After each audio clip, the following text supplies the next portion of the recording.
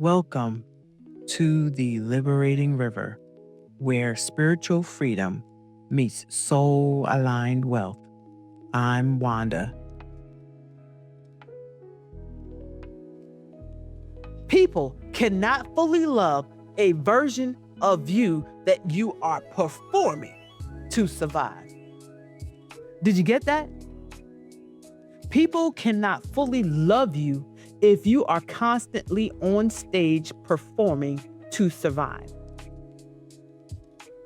That deeper self, that deeper you remains hidden. And sometimes after years of living, people wonder why they feel numb, why they feel disconnected, why they feel like they are watching their whole life from a distance, why they feel successful on paper, sure, but spiritually hungry. They want more. They want something else. Why they feel surrounded but unseen, why they feel tired in a way sleep does not fix. That tiredness may not be physical, and a lot of times it is not. It may be identity exhaustion. That exhaustion of maintaining a self that is too small. The exhaustion of translating your truth into something other people can tolerate.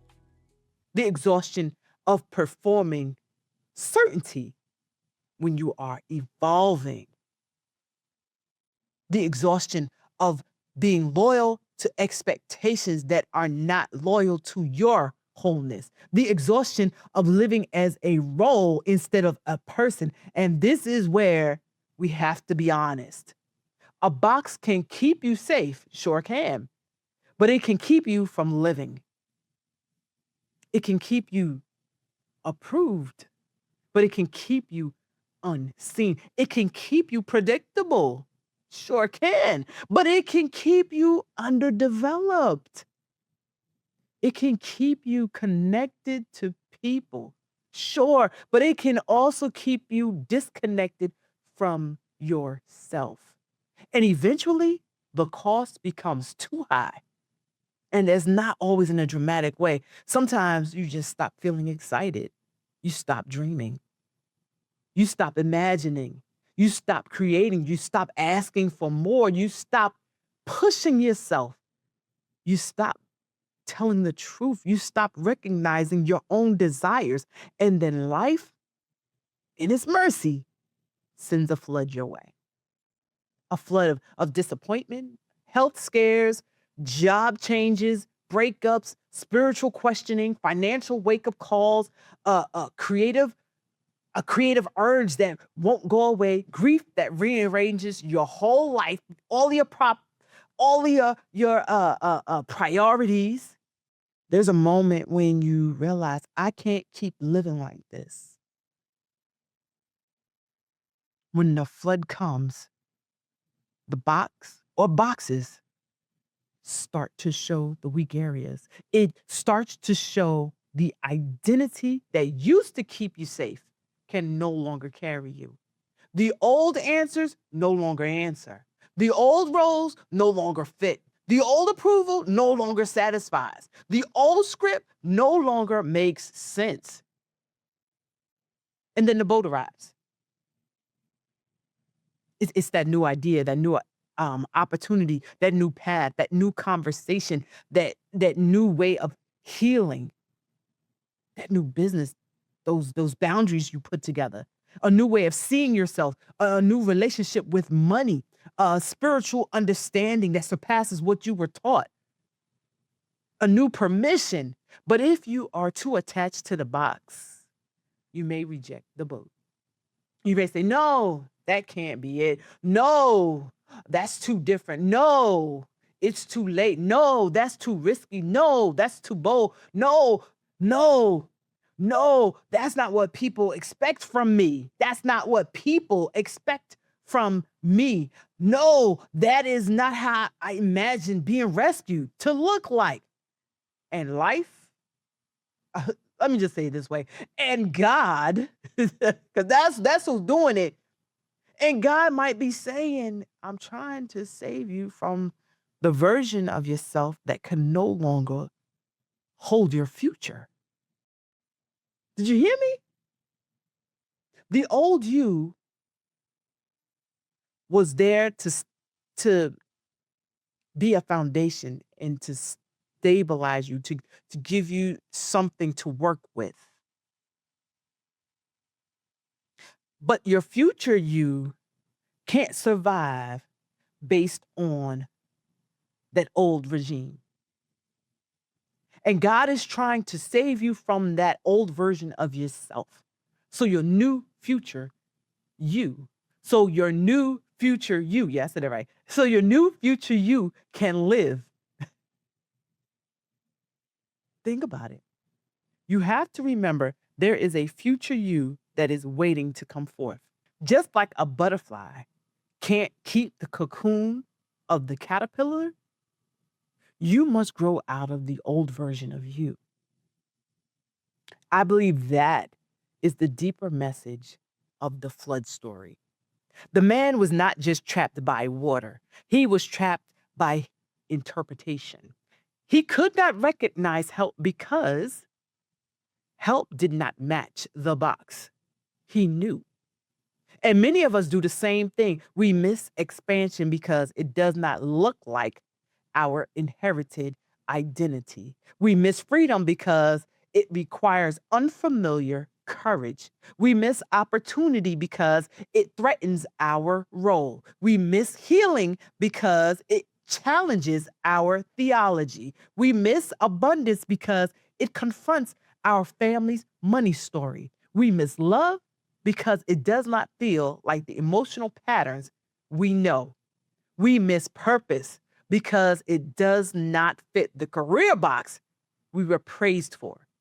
The boat comes, the helicopter comes, the door opens, the idea returns, the calling keeps whispering, and we keep saying, no, I'm waiting for something else. But what if? What if this is the something else? What if the opportunity in front of you is one of the ways your life is inviting you out of the box? So, how do you know? How do you know if you are living inside a box you never chose? Here's a couple of signs. One sign is resentment, not bitterness, not cruelty, but that quiet, low grade resentment that comes from always doing what is expected while denying your truth. You can feel it. You absolutely can feel it. It weighs heavily on your spirit. Resentment often shows up when a boundary has been crossed repeatedly. Repeatedly, when we have participated in our own silence. Because we participate, we go silent, right? We shut down those dreams, those aspirations. We shut them down. That's how it sounds. And you know what the questions will sound like? Why does everybody always come to me? Why do I always have to be the responsible one? Why can't I ever have anything? Why do I feel guilty for wanting more time to myself? Why am I angry when no one technically did anything wrong? Resentment is a messenger. And the messenger is saying something about this role no longer is sustainable. Another critical sign is envy. And, we're taught don't be envious, right? But I'm gonna walk here gently because, and hopefully you will understand where I'm coming from with this because envy gets a uh, it gets a bad rap because I think sometimes envy is not about wanting someone else's life. I think sometimes envy points to a permission you have denied in yourself. Think about that. You see someone being visible, talking, singing on stage, and something in you aches. You see someone starting over, building a different life, and something in you stirs. You see someone building a business, writing a book, taking up space, creating freely, and you feel something ignite in you. Before you judge it, ask this: what does this reveal about what I have not allowed myself to want? Not how do I take what they have? No, no, I'm not talking about that. No, you need to ask what part of me recognizes possibility here. Envy can become information when you bring it into consciousness. So it propels you to your future. Envy can be a springboard for you. Another sign is chronic self explanation. Oh my goodness. Whew. When you live in a box, you may feel the need to explain every desire that falls outside of it. Do you know what I mean? You might have to explain why you're resting, why you want to change, why are you setting boundaries, why are you pursuing something new, why are you not available, why are you becoming something in someone different. You realize this, realize this. You do not have to explain why you want to evolve. Over explaining is a sign that you do not yet believe you have permission. Over explaining means and is a sign that you do not believe you have your own permission to evolve. So you keep trying to get permission from people who benefit from your hesitation. You keep trying to get permission from people about your purpose.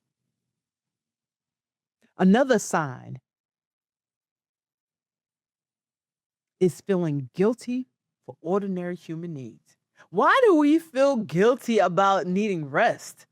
Why do we feel guilty for spending money on yourself? Why do we do that? Why do we feel guilty for wanting more, having ambition, for saying no, for being unavailable, for changing your mind? Oh, wait, pause. This one. Why, when people want or need to change their mind, we tend to label them as fickle. Here we go with the word label. We label them. We label them as being fickle, or that what's the word? That they have an unstable mind, that they're indecisive. Stop doing that. Everyone, everyone has the right to change their mind. Everyone. And that requires zero explanations. It is not required for anybody to give you approval to change your mind. It is okay to change your mind. That is your right. Another sign is the fear of being seen differently. This is a big one because, again, the concern that others will not appreciate you or accept you is now brought to light. And for a lot of people, that is a challenge and can be challenging. You want to grow, but you are afraid that people will not understand. You want to speak, but you're afraid people will judge. You want to build, but you are afraid people will say you change. You want to become more visible, but you are afraid the old version of you will be used against you. That fear often reveals an identity box. Because the moment you step outside of how people know you or knew you, you risk being misunderstood. And if your identity has been built, say, around being accepted, misunderstandings can feel like danger. So you shrink and don't evolve. Another sign is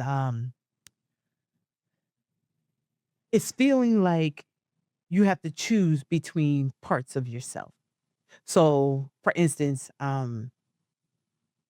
say spirituality and being wealthy, or being professional versus being creative, being responsible or just being free spirited, being humble or being visible, being soft, um, versus being perceived as powerful, even family oriented and honoring your or self honoring, being that being stable or purpose driven. But what if, let's think about this, right? What if the box is the or? Stay tuned. To be continued. Coming next week.